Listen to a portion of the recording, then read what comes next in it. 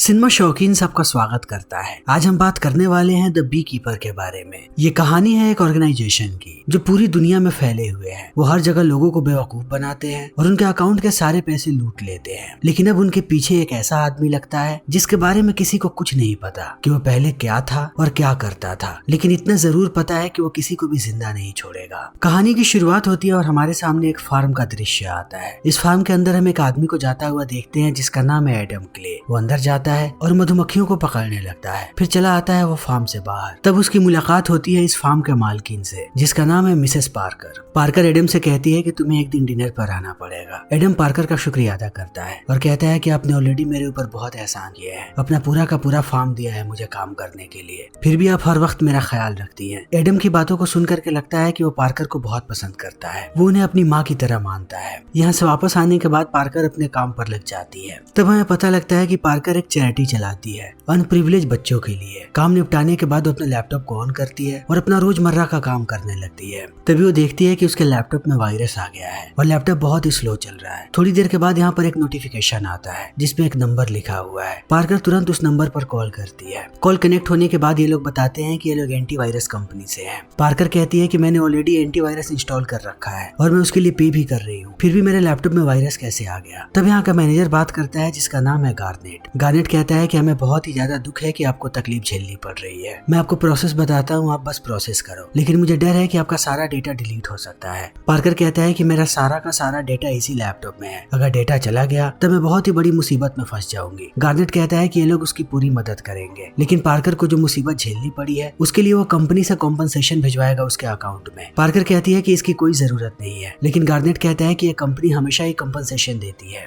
अगर हमारे किसी भी क्लाइंट को कोई दिक्कत हो तब पार्कर अकाउंट नंबर दे देती है। उसे लगता है कि चैरिटी के थोड़े और पैसे आ जाएंगे। थोड़ी देर के बाद जब वो अपना अकाउंट चेक करती है तब उसे पता लगता है कि उसके अकाउंट में $50,000 आए हैं। तभी गार्नेट उससे दोबारा बात करता है और कहता है कि हमारी कंपनी सिर्फ $500 का कंपनसेशन देती है। मेरे से गलती हो गई, मैंने गलती से $50,000 ट्रांसफर कर दिया। अगर वो पैसे कंपनी के अकाउंट में वापस नहीं आए तब मेरी नौकरी जा सकती है। इन बातों को सुनने के बाद पार्कर मान जाती है और कहती है कि बताओ मुझे क्या करना पड़ेगा। गार्नेट कहता है कि बाकी सारे पैसे मेरे अकाउंट में आप भेज दो। वो अपने लैपटॉप पे अपने इंटरनेट बैंकिंग को लॉग इन करती है, लेकिन पार्कर को यह पता नहीं होता कि इसके लैपटॉप का पूरा एक्सेस अभी गार्नेट की कंपनी के पास है। जैसे ही वो नेट बैंकिंग को लॉग इन करती है अपना पासवर्ड दबा करके, पार्कर के अकाउंट से वो लोग सारे पैसों को चुरा लेते हैं। पार्कर के अकाउंट में $2 मिलियन थे। इन चीजों को देखने के बाद वो थक्का बक्का रह जाती है। उसे समझ में नहीं आता कि वो क्या करे, क्योंकि ये पैसे उसके नहीं थे, ये पैसे सारे चैरिटी के थे जो अनप्रिविलेज बच्चों को जाते। पार्कर की ये गलती से अब कितने बच्चों का भविष्य खराब हो सकता है। उसे बिल्कुल भी समझ में नहीं आता कि वो पैसों को कैसे वापस लाए। वहीं दूसरी तरफ हम गार्नेट को देखते हैं जो खुशियां मना रहा है। उसके ऑफिस में सारे लोग खुशियां मना रहे हैं क्योंकि उन लोगों ने एक ही झटके में $2 मिलियन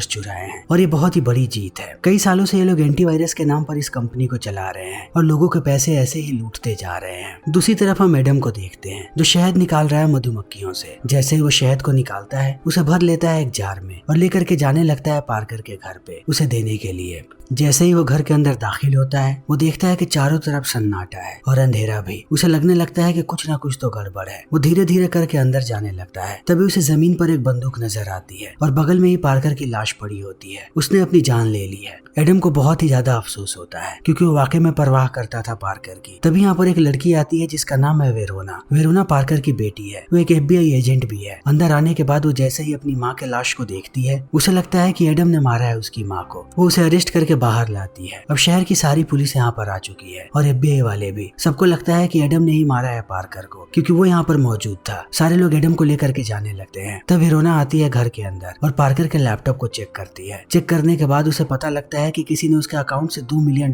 चुराए हैं। वेरोना को ये बात समझ में आने लगती है कि शायद उसकी माँ ने अपनी जान खुद ली है, एडम ने उसे नहीं मारा है। वो इन सारी गुत्थी को सुलझा रही है अपने दिमाग में। तभी पुलिस वालों को भी पता लग जाता है क्योंकि एडम का फिंगरप्रिंट उन्हें कहीं भी नहीं मिलता। तब सारे लोग समझ जाते हैं पार्कर ने अपने आप को खुद मारा है। एडम को रिहा कर दिया जाता है। वेरोना जाती है मिलने एडम से, उससे माफी मांगने के लिए कि उसने गलत इल्जाम लगाया है एडम पर। एडम कहता है कि कोई बात नहीं, तुम्हारी जगह अगर कोई भी होता तो यही करता। ये दोनों एक जगह बैठ करके बातें करने लगते हैं। तब वेरोना उसे पूरी बात बताती है कि मेरी माँ एक संस्था चलाती थी अनप्रिविलेज बच्चों के लिए। उनके अकाउंट में $2 मिलियन थे जो चैरिटी के पैसे थे। उसके साथ साथ उनकी पूरी जिंदगी की सेविंग थी जो वो उन बच्चों को देना चाहती थी। लेकिन एक एंटीवायरस कंपनी ने एक ही झटके में उन सारे पैसों को चुरा लिया। मैंने उस कंपनी के बारे में पता लगाने की कोशिश की, लेकिन लगता है कि ये लोग बहुत ही बड़े हैं। FBI भी हमें परमिशन नहीं दे रही उन तक पहुंचने की और हम उनके बारे में पता भी नहीं लगा पा रहे हैं। मुझे समझ में नहीं आ रहा कि मैं क्या करूं। मैं अपने माँ के हत्यारों को सजा देना चाहती हूँ। इन बातों को सुनने के बाद यहाँ पर एडम चुप रहता है और वेरोना को कहता है कि तुम्हारी माँ के लिए मुझे दुख है। इतने कहने के बाद वो वापस आता है और कॉल करता है एक लड़की को। तब हमें पता लगता है एडम के बारे में। एडम पहले एक एजेंट हुआ करता था। उसकी कंपनी का नाम था बी कीपर। बी कीपर के एजेंट सबसे खतरनाक हुआ करते थे। वो किसी भी इंसान के पीछे नहीं लगते थे। वो पूरी की पूरी संस्था के पीछे लगते थे और तब तक सांस नहीं लेते थे जब तक उन्हें जड़ से खत्म ना कर दे। और एडम बी कीपर का सबसे बेहतरीन एजेंट था।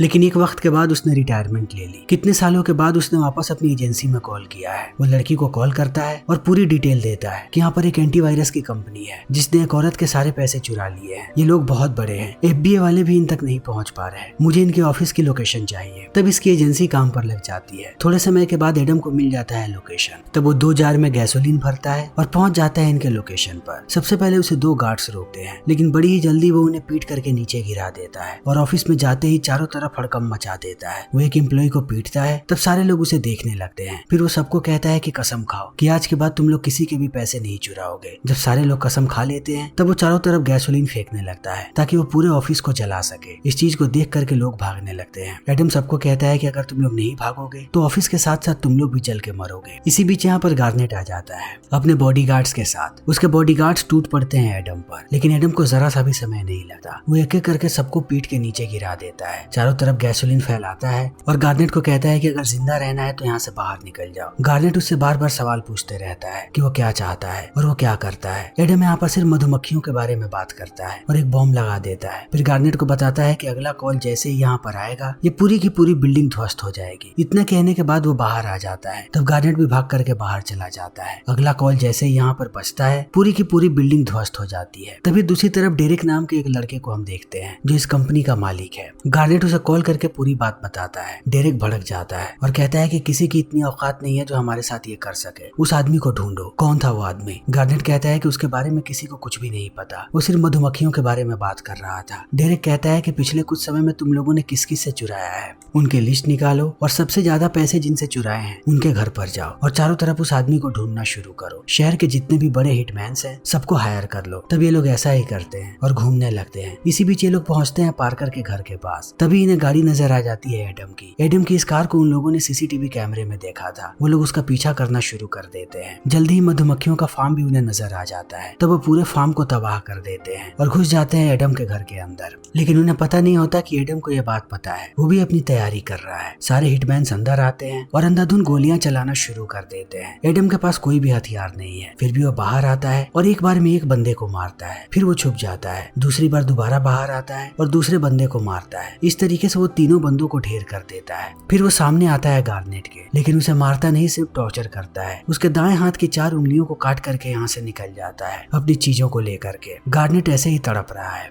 थोड़ी देर के बाद हम वेरोना को देखते हैं जिसे पता लगता है कि उसके माँ के वेयर हाउस में आग लगी हुई है। वो भागती हुई आती है यहाँ पर। सारी चीजों को देखने के बाद उसे पता लगता है कि अंदर 3 लोगों की लाश मिली है और वो तीनों हिटमैन्स थे। वेरोना को समझ में नहीं आ रहा कि ये क्या हो रहा है। तभी उसे अंदर गार्नेट की ID कार्ड मिलती है और उसे पता लग जाता है एंटीवायरस कंपनी के बारे में। वो समझ जाती है कि ये वही लोग हैं जिन्होंने उसके माँ के पैसे को चुराया था। तभी उसे एहसास होता है कि यहाँ पर एक और आदमी रह रहा था। एडम वेयर हाउस में ही रहता था। वो गायब है। उसे अब एडम पर भी शक होने लगता है कि कहीं ना कहीं एडम का हाथ है इन सारी चीजों में। इसी बीच हम गार्नेट को देखते हैं जो यहाँ से बहुत दूर भाग चुका है। उसे लग रहा है कि अब वो सुरक्षित है। तब वो कॉल करता है डेरेक को और बताता है कि हमने एडम को हल्के में लिया था। वो कोई मामूली आदमी नहीं है। उसने एक ही झटके में सारे हिटमैन्स को मार दिया और मेरी भी उंगलियां काट दी। मुझे समझ में नहीं आ रहा कि अब मैं क्या करूं। तब डेरेक भी गुस्सा हो जाता है और कहता है कि उस आदमी के बारे में सारी जानकारी मुझे चाहिए कि वो कौन है और ये सारी चीजें क्यों कर रहा है। लेकिन अब गार्नेट कुछ बोल पाता उससे पहले यहाँ पर एडम आ जाता है और गार्नेट को बांधने लगता है। उसे बांधने के बाद वो हुक को लगा देता है अपनी गाड़ी में और गाड़ी को स्टार्ट कर देता है। गाड़ी ही जैसे ही समंदर में गिरती है उसके साथ गार्नेट भी नीचे चला जाता है और गार्नेट की मौत हो जाती है। डेरेक इन सारी चीजों को फोन पर सुन रहा है। तभी एडम फोन उठाता है। डेरेक उससे पूछता है कि तुम कौन हो और क्या चाहते हो। एडम उससे कहता है कि अगली बारी तुम्हारी है। अब मैं तुम्हारे पीछे आ रहा हूँ। तुम कुछ ही दिनों के मेहमान हो। तभी हम वेरोना को देखते हैं। वो हर तरफ पता लगाने की कोशिश कर रही है एडम के बारे में कि आखिर वो कौन है और कहाँ से आया है। लेकिन पूरे डेटा को छान मारने के बाद भी उसे एडम के बारे में कुछ भी पता नहीं लगता।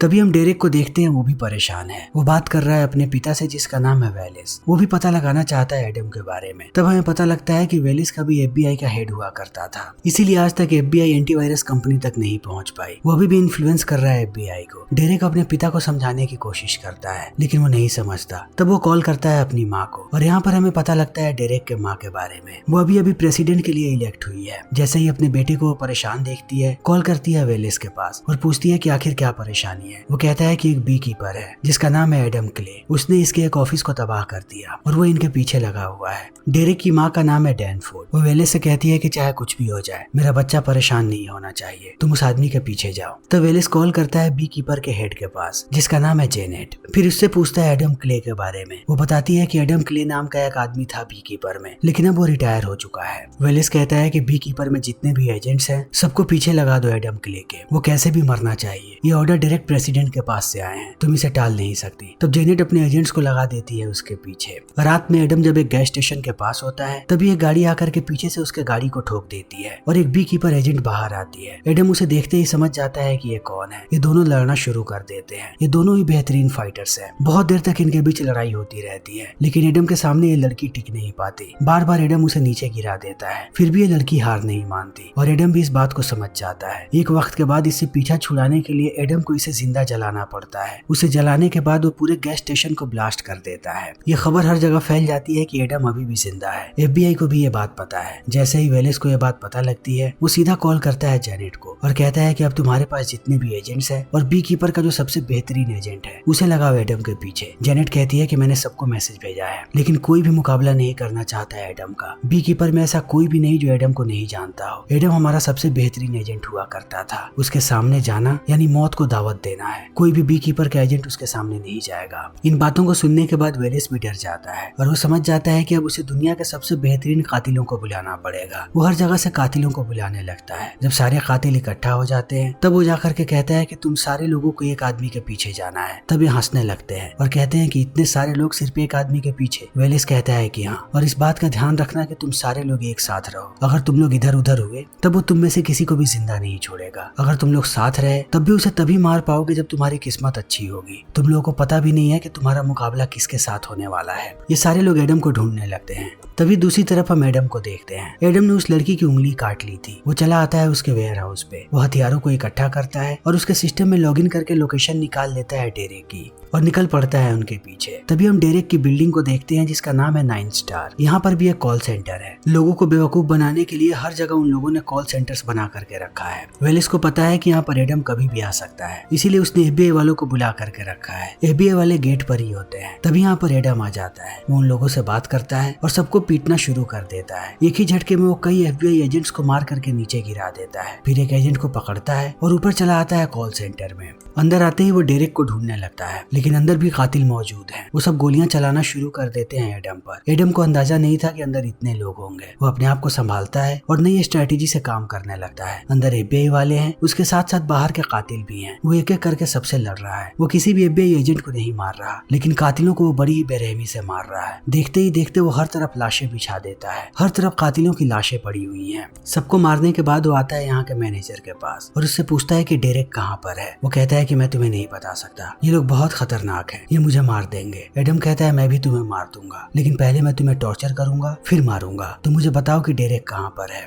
इतना कहने के बाद वो उसे टॉर्चर करना शुरू कर देता है। तब मैनेजर बताता है कि ये लोग कौन है। वो कहता है कि डेरेक प्रेसिडेंट का बेटा है। डेरेक और वेलिस वो दोनों प्रेसिडेंट के घर पर होंगे। तभी यहाँ पर वेरोना आ जाती है। एडम समझ जाता है कि वेरोना यहाँ पर आ चुकी है लेकिन ये दोनों अब एक दूसरे के आमने सामने आते उससे पहले यहाँ से एडम निकल जाता है। दूसरी तरफ डेरेक को भी ये बात पता लगती है कि एडम आया हुआ था 9 स्टार बिल्डिंग में। उसने सारे कातिलों को मार दिया। वेलिस डर जाता है और डेरेक को कहता है कि अब से तुम बिल्डिंग से बाहर नहीं निकलोगे। तभी हम वेरोना को देखते हैं जो अपने दोस्त से बात कर रही है। उसका दोस्त कहता है कि असली काम एडम कर रहा है, हम कभी भी इन लोगों तक नहीं पहुंच पाते। उसने मारा है तुम्हारी माँ के कातिलों को और वो अभी भी नहीं रुकने वाला। वो उनके पूरे साम्राज्य को खत्म करना चाहता है। तुम्हें नहीं लगता कि वो विलन नहीं बल्कि हीरो है? वेरोना सोचने लगती है और कहती है कि कानून सबसे बड़ा हीरो है। हमने जब डिपार्टमेंट को ज्वाइन किया था तभी शपथ ली थी कि हम कानून को सबसे ऊपर रखेंगे, लेकिन कहीं ना कहीं वेरोना भी इस सच्चाई को जानती है कि एडम क्या कर रहा है। जो काम एडम कर रहा है उस काम को वेरोना को करना चाहिए था क्योंकि इन लोगों की वजह से उसकी माँ मरी है। तभी वेरोना की मीटिंग होती है FBI के चीफ के साथ। तब वो उसे पूरी बात बताती है कि आखिर यहाँ पर क्या चल रहा है। ये सारे लोग लोगों से पैसे लूटते हैं और इन्हें अब तक कोई इसलिए नहीं पकड़ पाया है क्योंकि इस कंपनी को डेरेक चला रहा है जो प्रेसिडेंट का बेटा है। इन बातों को सुनने के बाद FBI का चीफ भी हक्का बक्का रह जाता जाता है। उसे समझ में नहीं आता कि वो क्या करे। वो वेरोना को कहता है कि ये बात किसी को मत बताना, ये बात सिर्फ हमारे बीच रहनी चाहिए। अब ये सारे लोग पहुंचने वाले हैं प्रेसिडेंट के घर पे। हर तरफ FBI वाले फैले हुए हैं। उन्हें पता है कि एडम यहाँ पर आएगा और एडम ऐसा ही करता है। वो सबसे पहले गटर के रास्ते अंदर आता है। अंदर आने के बाद एक ट्रक के नीचे चिपक जाता है। उसे पता है कि सारे लोग ट्रक के नीचे की भी तलाशी लेंगे। जैसे ही वो आगे जाता है, एक FBI एजेंट आता है नीचे पहिए पर और चेक करने लगता है। यही सही मौका होता है एडम के पास। वो उसे खींच करके ऊपर लाता है और उसे मार करके चिपका देता है ट्रक के नीचे और उसके कपड़े पहन करके आ जाता है बाहर। अब वो आसानी से अंदर जा सकता है। दूसरी तरफ वेलिस भी परेशान है। उसने और भी कातिलों को बुलाया है। उसे FBI एजेंट्स पर बिल्कुल भी भरोसा नहीं है। तभी यहाँ पर डेनफोर्ड आती है। उसके साथ FBI का चीफ भी है। डेनफोर्ड पहली बार बात करती है डेरेक से और उसे पता लगता है कि डेरेक क्या कर रहा है। डेनफोर्ड को ये पूरी बात पता नहीं थी कि वो कितने सारे लोगों से पैसे लूट रहा है। वो डेरेक को डांटना शुरू करती है कि तुम ये क्या कर रहे हो। तब डेरेक कहता है कि आप इस बात को मत भूलो, उन्हीं पैसों की मदद से आज आप राष्ट्रपति बने हो। आपके इलेक्शन के कैंपेन के सारे पैसे मैंने दिए हैं, जो उसी बिजनेस से आए हैं। हमने एक भी पैसा बाहर से नहीं उठाया है, किसी ने हमें कोई भी फंडिंग नहीं दी। दूसरी तरफ हम एडम को देखते हैं जो अंदर आ चुका है। तभी वेरोना की नजर उस पर पड़ जाती है। वो सारे लोगों को इत्तला कर देती है। अब FBI के सारे एजेंट्स उसके पीछे हैं और बाकी के कातिल भी। वो बाहर उसे चारों तरफ से घेर लेते हैं। वेलिस जैसे ही देखता है, वो कातिलों को कहता है कि वो मार गिराए यहाँ पर एडम को। वेरोना कहती है कि ये गलत है, हम इसे मार नहीं सकते, हमें इसे गिरफ्तार करना है। लेकिन वेरोना को समझ में आ जाता है कि ये लोग किसी की नहीं सुनेंगे। वो लोग एडम को मारने वाले हैं। लेकिन एडम पूरी तैयारी के साथ आया है। जब वो अंदर आया था तभी उसने सारे के सारे गाड़ियों में बॉम्ब्स लगा दिए थे। वो तुरंत बटन दबाता है और चारों तरफ ब्लास्ट होने लगता है, जिससे ये लोग डिस्ट्रैक्ट हो जाते हैं। डिस्ट्रैक्शन का फायदा उठा करके वो एक एक करके मारने लगता है सारे कातिलों को। जो भी उसके सामने आता है वो उसे मौत के घाट उतार देता है। धीरे धीरे करके वो अंदर आ रहा है। हर तरफ वो लाशें बिछाते जा रहा है। हर तरफ कातिल भरे पड़े हैं, लेकिन एडम भी तैयार है उन सबको मारने के लिए। तभी उसका मुकाबला होता है सबसे खतरनाक कातिल से, जो बहुत ही स्ट्रॉन्ग है। उसका एक पैर स्टील का है, जिसे वो अपने स्ट्रेंथ की तरह यूज करता है। वो लड़ने लगता है एडम से। इन दोनों के बीच बहुत ही घमासान लड़ाई होती है। पहली बार कोई एडम को घायल करता है, लेकिन एडम जानता है कि ऐसे लोगों से कैसे निपटना है। थोड़ी देर के बाद वो टूट पड़ता है इस आदमी पर और उसे तब तक मारता है जब तक उसकी मौत नहीं हो जाती। फिर वो अपना उपचार करता है और धीरे धीरे करके आगे बढ़ने लगता है राष्ट्रपति के कमरे की तरफ। तभी उसकी मुलाकात होती है वेलिस से। वेलिस एडम को बहुत सारा पैसा ऑफर करता है, लेकिन एडम नहीं मानने वाला। उसे पैसों में कोई भी रुचि नहीं है। इसी बीच हम प्रेसिडेंट को देखते हैं, जो डेरेक को कहती है कि मैं जनता को पूरी सच्चाई बताने वाली हूँ। आज मेरा भाषण है, मैं तुम्हें सबके सामने नंगा कर दूंगी कि तुमने क्या किया है। इन बातों को सुनने के बाद डेरेक गुस्सा हो जाता है और गोली मारता है FBI के चीफ को। तभी हम देखते हैं एडम को, जो दरवाजे को तोड़ने वाला है। जब वेलिस उसे रोकने आता है तब वो उसका हाथ तोड़ देता है, फिर चला आता है अंदर। जैसे ही डेरेक एडम को देखता है, वो बंदूक तान देता है अपनी माँ पर और एडम को कहता है कि अगर तुम आगे आए तो मैं इसे मार दूंगा। तभी यहाँ पर वेरोना भी आ जाती है और एडम को कहती है कि वो अपने बंदूक को फेंक दे। एडम वेरोना की तरफ देख करके कहता है कि तुम किसके लिए काम करना चाहती हो, सरकार के लिए या इंसाफ के लिए? तुम्हें इस बारे में सोचना चाहिए। तभी हम डेरेक को देखते हैं जो गोली मारने वाला है अपनी माँ को, क्योंकि अगर वो जिंदा बच गई तो आज के भाषण में उसका पर्दाफाश कर देगी। लेकिन वो ट्रिगर दबाता उससे पहले एडम उसे गोली मार देता है और गोली मारने के बाद खिड़की से बाहर कूद जाता है। तब वेरोना उसके पीछे जाती है और एडम खड़ा हो जाता है। वेरोना के पास मौका है कि वो एडम पर गोली चलाए, लेकिन वो उस पर गोली नहीं चलाती। वो जानती है कि एडम सही है, उसने उसकी माँ का बदला लिया है और सच्चाई को दुनिया के सामने लाया है। वो उसे इशारा करती है कि वो भाग जाए। तब एडम यहाँ से भाग जाता है। वो नीचे कूदता है और चला आता है समंदर के किनारे। तब हमें पता लगता है कि एडम ने पहले से ही सारी तैयारी कर रखी थी। उसने सारे गैजेट्स को जमीन में छुपा दिया था। वो सबको बाहर निकालता है और कूद जाता है समंदर के अंदर, ताकि यहाँ से वो दूर निकल जाए और किसी की नजर में ना आए। फिर इसी के साथ ये फिल्म यहीं पर खत्म हो जाती है। तो दोस्तों, हमारी आज की ये वीडियो यहीं पर खत्म होती है। अगर आपको हमारी ये वीडियो पसंद आई हो तो इसे लाइक करें, शेयर करें और चैनल को सब्सक्राइब करें। Thank you.